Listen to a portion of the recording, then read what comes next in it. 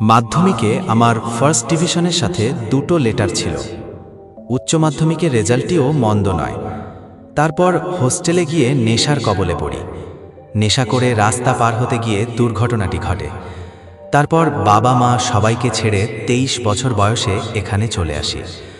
সে ঘটনার পর মা কোনোদিন একবেলা খান, কোনোদিন খানই না, বাড়ির একমাত্র ছেলে কিনা।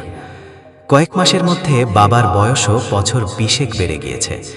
সবই দেখতে পাই, বুঝতে পারি, তবে আমার আর কিছুই করার নেই। আগামী 3রা এপ্রিল 2026 শুক্রবার ডুয়ার্স জুড়ে নেশা মুক্তি দিবস পালন করুন।